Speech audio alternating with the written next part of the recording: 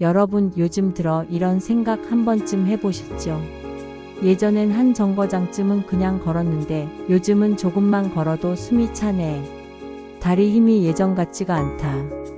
퇴직하고 나니 하루 종일 집에만 있는 날이 많고 걸음수는 줄어들고 몸이 예전보다 무겁게 느껴질 때가 있죠. 그럴 때마다 우리 마음은 이렇게 말합니다. 이제 나이도 있는데 그냥 쉬자. 걷는다고 뭐가 달라지겠어? 하지만 여러분, 그 한 걸음이 혈압을 낮추고 혈당을 조절하고 심지어 뇌의 나이까지 되돌린다는 사실 알고 계셨나요? 오늘은 60대 이후 하루에 얼마나 걸어야 건강할까? 이 질문의 의학적 근거와 실제 사례를 통해 가장 현실적인 답을 드리려 합니다. 여러분, 걷기가 왜 특별할까요? 미국 의학협회 저널에 이런 문장이 있습니다. 걷기는 인간에게 주어진 가장 완벽한 약이다. 걷기는 우리 몸 전체를 움직이게 합니다. 심장은 더 강하게 뛰고 폐는 더 깊게 숨을 들이마시며 혈관은 깨끗하게 열립니다.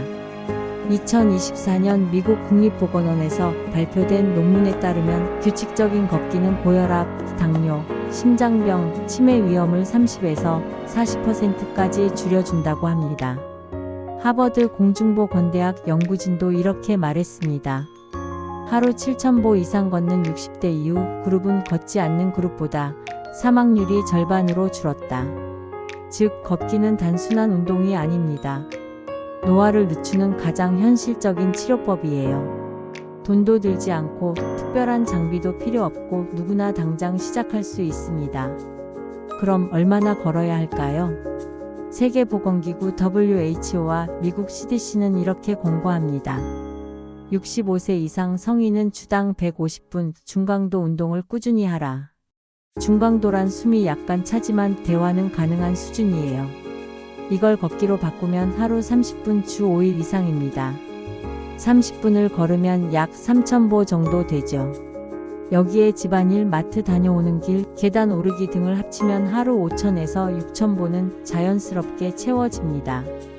하버드대 연구에서도 6,000보 이상부터는 건강 효과가 급격히 올라가지만 8,000보 이후부터는 큰 차이가 없다고 밝혔어요. 즉, 무조건 많이 걷는다고 좋은 게 아니다. 꾸준히 내 몸에 맞게 걷는 것이 중요하다는 거죠. 그럼 60대와 70대는 어떻게 다를까요? 60대는 속도와 활력이 중요합니다. 60대는 아직 근력과 체력이 충분합니다.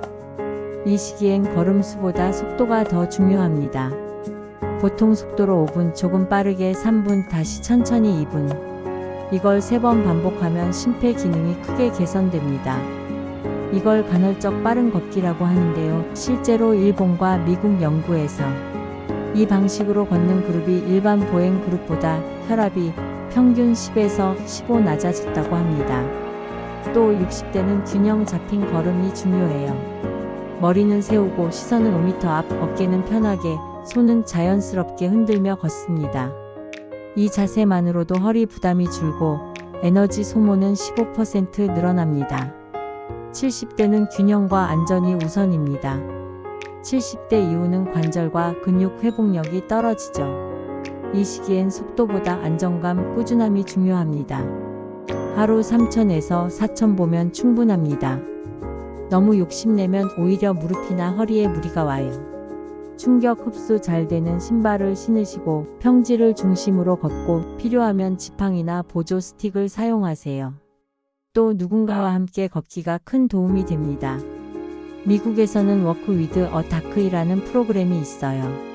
의사와 주민이 함께 걷는 건데 이 프로그램에 참여한 70대 이상 노인들은 혈압이 떨어지고 우울감이 확 줄었다고 합니다. 혼자 걷는 것보다 누군가와 함께 걷는다는 것 자체가 사회적 운동이 되는 겁니다. 다음으로 언제 어디서 걸으면 좋을지 알아보겠습니다. 첫째, 아침 걷기. 아침에 걷는 건 심혈관 건강에 아주 좋아요. 혈류순환을 깨우고 하루 에너지를 높여줍니다. 단 겨울엔 기온이 낮으니까 기상 직후보단 햇살이 좀 오른 뒤에 나가세요. 둘째, 오후 걷기. 식사 후 30분 뒤 가볍게 걷는 건 혈당 조절에 도움이 됩니다. 특히 당뇨나 고혈압이 있는 분들에겐 가장 좋은 시간대예요. 셋째, 저녁 걷기. 저녁엔 스트레스가 누적되어 있죠. 이때 20분만 걸으면 코르티솔이 낮아지고 기분이 훨씬 안정됩니다. 단, 밤길은 밝은 곳을 선택하세요. 걷기는 이렇게 꾸준히 하면 됩니다. 다음으로 꾸준히 하는 방법을 알려드릴게요. 첫째, 시간을 정하세요. 저녁 뉴스 시작 전, 식사 후 30분 뒤처럼 딱 정해진 시간에 걷는 게 습관으로 굳어집니다. 둘째, 기록을 남기세요. 만보기 스마트워치 앱이 없어도 괜찮아요. 그냥 달력에 오늘 3,000보 이렇게 쓰면 됩니다. 기록은 동기부여의 첫걸음이에요. 셋째, 동반자를 만드세요. 친구, 배우자, 이웃 누구라도 좋아요. 혼자 걸으면 지루하지만 함께 걸으면 시간이 금방 갑니다. 넷째, 음악을 들어보세요. 좋아하는 노래 한두 곡만 들어도 걷기가 훨씬 즐거워집니다. 우리 뇌는 즐거운 자극을 습관으로 바꾸는 힘이 있거든요. 걷기가 좋은 운동이지만 잘못된 걷기 상식에 대해 알아보겠습니다.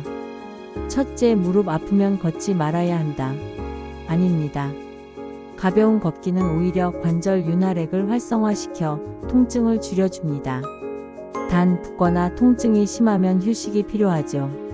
둘째, 하루 만보는 꼭 채워야 한다. 아닙니다. 만보는 1960년대 일본 만보기 회사 광고 문구에서 나온 말이에요.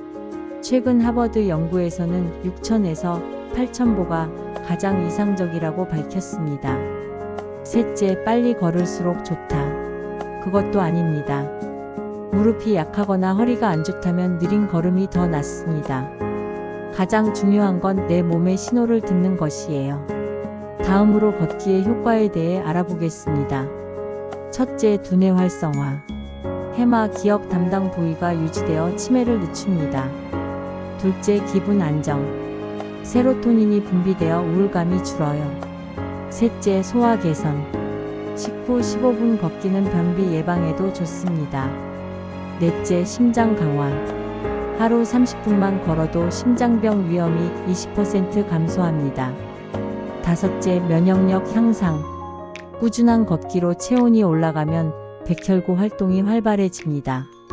걷기는 그냥 다리 운동이 아니라 온몸의 세포를 깨우는 일이에요. 걷기는 노화를 늦추는 효과가 있습니다. 하버드 의대의 데이비드 싱클레어 교수는 이렇게 말했습니다. 움직이지 않는 순간부터 우리 몸은 늙기 시작한다. 걷는 동안 근육은 당겨지고 혈류가 세포 곳곳으로 퍼집니다. 그 순간 새로운 세포가 만들어지고 노화 속도가 느려집니다. 즉, 걷는다는 건 단순히 다리를 움직이는 게 아니라 몸 전체의 시간을 되돌리는 일입니다. 걷기 10분만 해도 손끝이 따뜻해지고 혈류가 살아납니다. 20분쯤 되면 심박수가 올라가고 집중력이 향상됩니다. 30분이 되면 스트레스 호르몬이 줄고 기분이 한결 부드러워집니다. 40분을 넘기면 엔도르핀이 나오죠. 괜히 기분이 좋다는 느낌, 바로 그겁니다. 하루 30분. 그 단순한 습관이 여러분의 몸을 완전히 바꿉니다. 여러분 건강은 멀리 있지 않습니다. 매일 걷는 그 작은 한 걸음, 그게 바로 건강의 시작입니다. 60대는 하루 4,000에서 7,000보, 70대는 하루 3,000에서 5,000보, 그리고 무엇보다 꾸준히 걷는 습관. 이 세 가지면 충분합니다.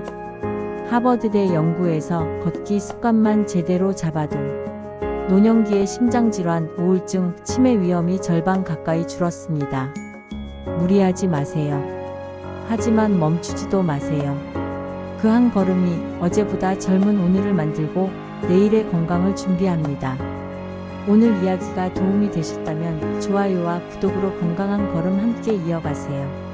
다음 시간엔 너무 많이 걸으면 오히려 해로운 이유, 그 반전의 건강 이야기를 전해드리겠습니다. 오늘도 여러분 걷는 그 길 위에서 젊음을 만나시길 바랍니다.